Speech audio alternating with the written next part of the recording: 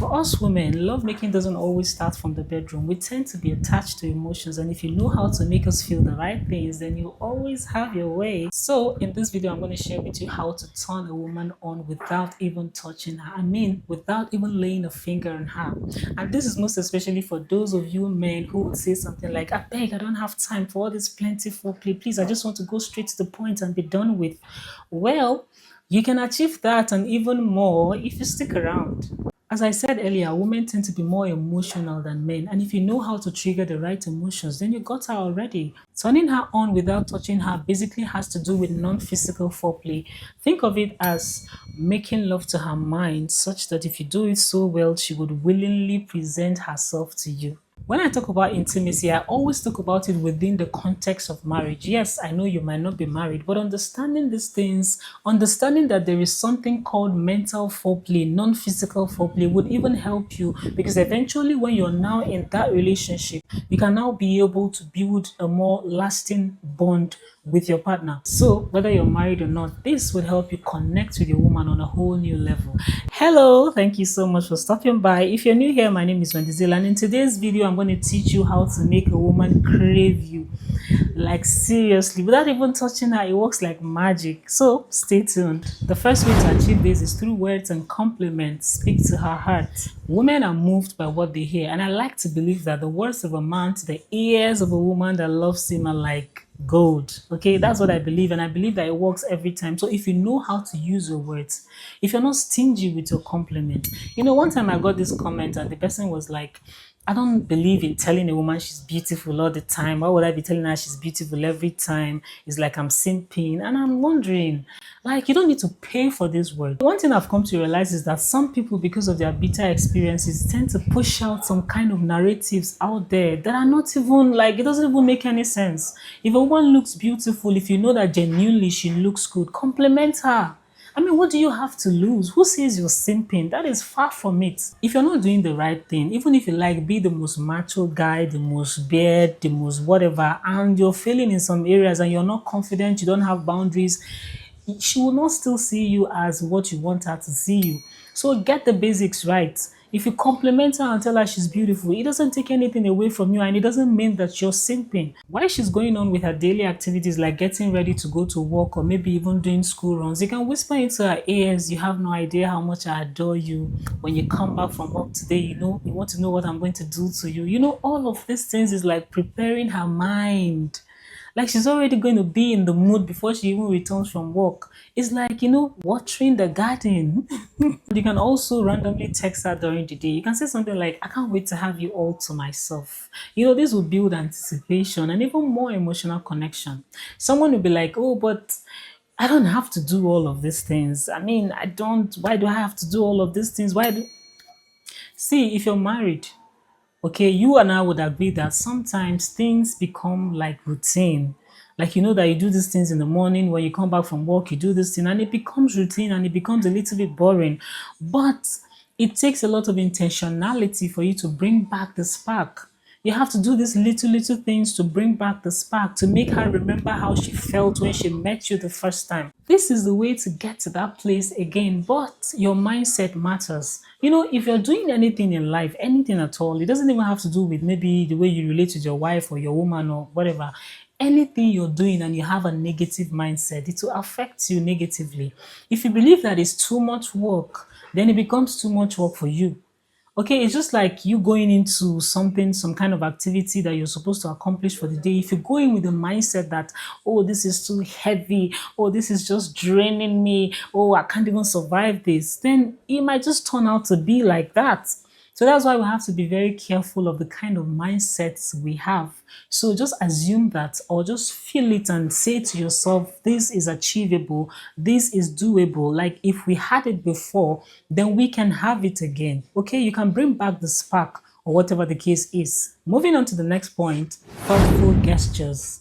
Acts of love outside the bedroom creates even more deeper emotional bond between you and your spouse, and this makes intimacy even more meaningful. An example of this is that you can run a bath for her when she's had a long day, a little bit of massage here and there to make her relax, and she would appreciate you. You know how you also feel tired sometimes and you tell your wife to massage you, massage your back, you know how you feel. Also, if you can do this for the woman you love, she would definitely appreciate you, and it will make you have more intimate moments with her because her body will be relaxed for you. Anywhere you touch could just be open for you. Like, I'm serious. You can also surprise her with a small gift. It doesn't have to be too expensive. It can be depending on your pocket and your budget and what you have. Okay, it is not always about the gift, but the intentions behind the gift. It can be a book she has talked about reading or wanting to read. You just get in that book, wrap it up, and give it to her, or maybe have it delivered to her. She'll be like, wow, you're thinking about her. This is so thoughtful of you. She'll feel so excited, happier, and even feel more connected to you emotionally. You can help out with the chores from time to time when you have the time, when you have the chance. These are small gestures, but it goes a long way. Like when she's so tired or maybe she's swamped, she's in the kitchen, she's cooking. You know how women, we know how to multitask. She can be cooking and be helping the kids with their homework and be cleaning at the same time. She does like 7 things at the same time. You can just relieve her of one. She will think about it. She would appreciate you for that. And that alone is even going to melt her. It's like you building momentum without knowing it. By the time it's time for you to do the do, when you're ready and you want to retire for the day, you realize that without even much kissing and all of that, she's so ready for you. Playful and teasing touch, not leading to sex immediately. Something as simple as pulling her to you and holding her lower back.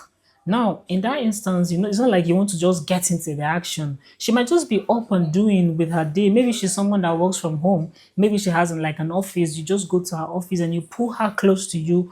You're not kissing her. You're not doing anything, but you are building momentum. You're building that connection. You're softening her heart and you're making love to her mind. You can make her feel deeply connected to you through intellectual and emotional bonding. Like when you're having a discussion, sometimes you just pay so much attention to her, just look her directly in the eye. You're listening not because you want to respond and show her how much of so much knowledge you have about the topic, but you're just listening and you're making her feel so heard, so understood, so seen. Once you're able to make her feel these things, trust me, she's going to melt for you. Like you're already turning her on without even touching her. She's like in her heart, she's going to yearn for you, except she doesn't love you, except maybe she's some random woman. Because I always say this, some of these intentional efforts should not be wasted. Like you shouldn't come and be doing all of these things for a woman who doesn't love you, who has not even proven to you that she loves you. It should be to a woman who shares the same emotional feelings with you, a woman who wants to be in your life, a woman who has proven to you that she loves you. Okay, so don't waste your effort. So if you're doing this to a woman who is your wife or your intending wife to be, whatever the case, if it's a woman who is your intending wife to be, then she's going to look forward to when you get married and you have that beautiful experience. If it's your wife, she can't even wait for you to come to bed. Like she would be the one to be tapping you. How far now?